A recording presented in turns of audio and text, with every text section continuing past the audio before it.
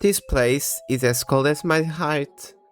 Frostbite Caves is closer to what I expect from Plants vs Zombies 2 level design. Even if still absolutely messy and incoherent, it's a shame though that the plants haven't gotten better. I won't beat around the bush here, expect me to criticize this role to hell and back over its level design, and especially the plant design, while re-rank every plant in Frostbite Caves. Remember, like, sub, comment and all that. 20 likes, 5 subs, donation plug here, ad. Hey! Does your back hurt a lot from sitting on your chair? Does your desk look like it belongs in the landfill? Me too, which is why I had it in my bed.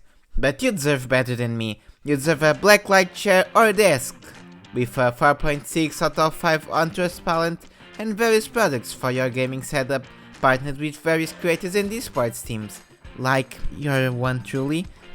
You can trust they will bring quality to your office and give those final beautiful touches to make the perfect office setup or gaming setup to own the noobs in your favorite multiplayer game. And if you have trouble with shipping or got the wrong product, contact customer support through their website, email or even social medias about your order, and they will make sure to resolve it as quickly as possible. Use code VERLOON15 for 15% off and use my affiliate links to support my channel down below in the description, while getting you a nice discount. Now, back to the video. Come on, let's up those numbers into the ranking.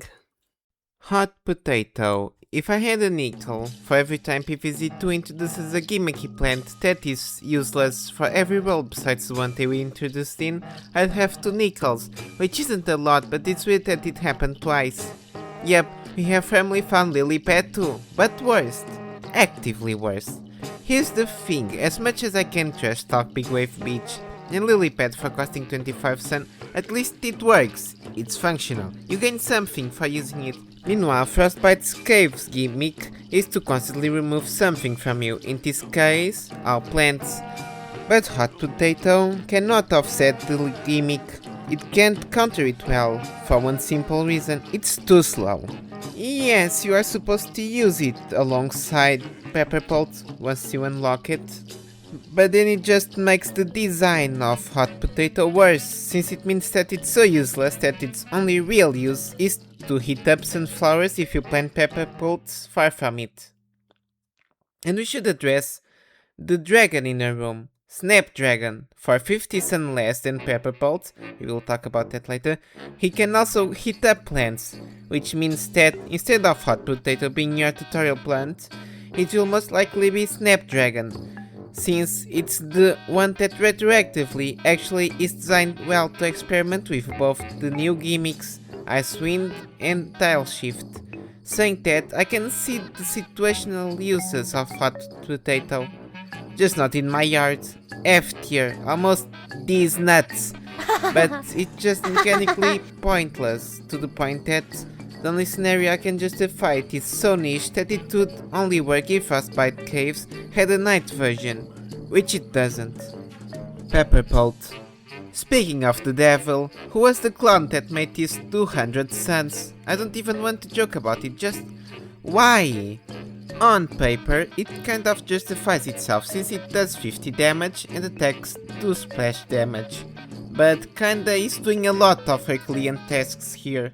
First, it's too slow. Remember when I said in the first video that Cabbage-Pult was the stronger but slower pea shooter? Well, Pepper-Pult is not only slower than the Fire Pea, but got 25 more sun and only does 24 damage, instead of double. Why? Because Melon-Pult already did 80 damage, and we can't buff old plants according to PopCap. Besides that, the hitting is just too slow, and obviously slow enough that it kind of justifies Hot Potato because of how slow it is to defrost plants.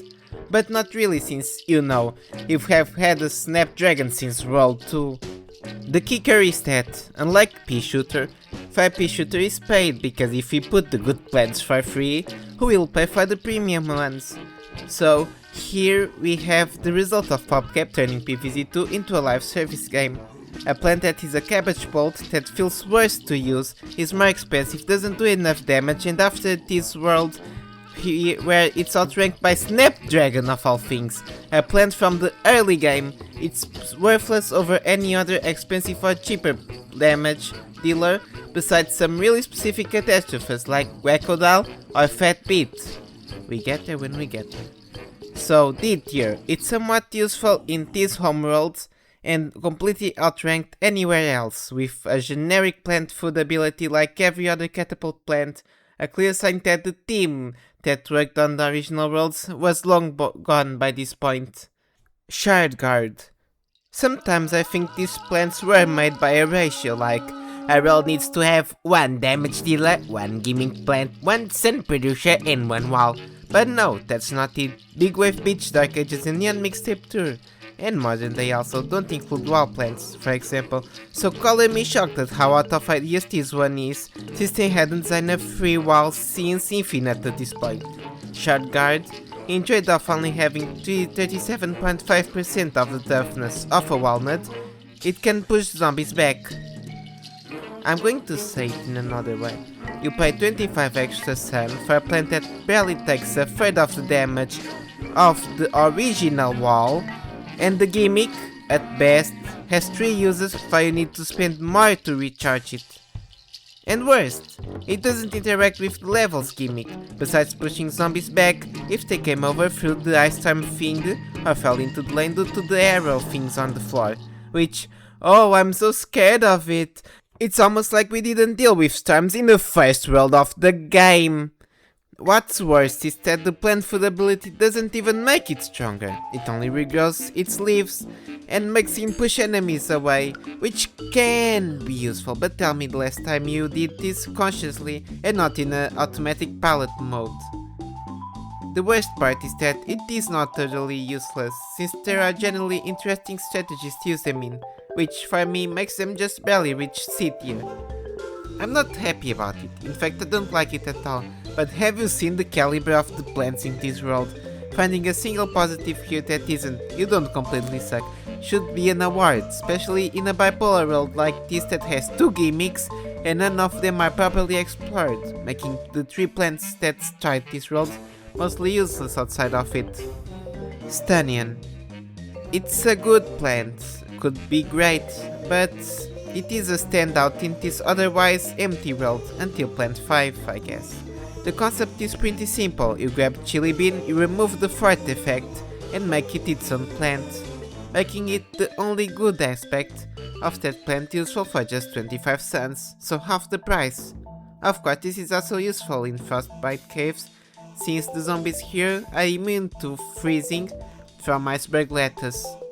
Even then I see some flaws, especially the fact it is 25 cents, not because it's unfair, but considering Iceberg is free and Stalia, which is introduced in the world right after this one, is also free, this makes Stunion a plant quite literally between a rock and a hard place. In other conditions, this would occupy a nest here really easily next to Iceberg Lettuce, as it is a strict power-up that balances out by not having such a powerful plant food ability, but unfortunately this is not that timeline, and I will consider the cost a slight problem since, unlike PvZ1, where a plant like this would occupy a lane-based situation niche, instead of relying on nice room which can get expensive in day stages, PvZ2 doesn't have these limitations.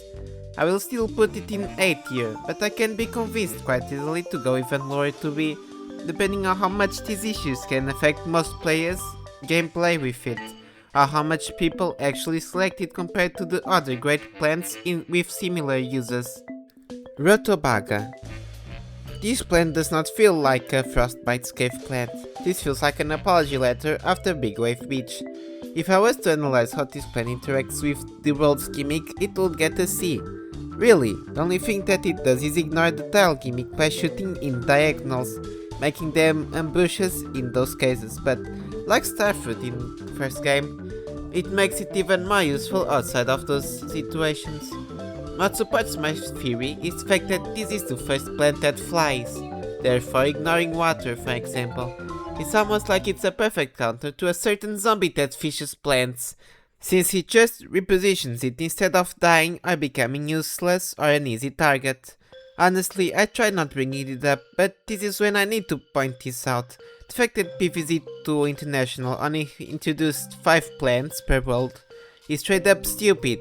The Chinese version added 8 plants, 2 being the premium ones for free, and 2 completely new concepts, the acorn, that eventually became a plant in Battle for Neighborville, and Rafflesia, which the gimmick is just basically a bomb-based backwards repeater from the original game. This does not affect Rotobaga per se, since it is still a really good plant that deserves a high B tier, maybe even an A depending on how I'm feeling, since this is one of my most used plants at the end of the day. But the fact this is the last plant in over 30 levels, while in PvZ2 China 25 levels were enough to cram 8 plants, feels like an insult to the international players. And that's it. Unlike Big Wave Beach, that is just bad, Frostbite Caves is just frustrating, since most of these plants can be good, or at least fixed. But it's clear that by this point, revenue targets were more important than actual game design. In the next video, we will be going over Lost City, one of the few worlds post-arcades I enjoy due to how well it's aware of the main gimmick and how most plants feel designed with the world in mind. Stay tuned. Until next time, good day. Bye.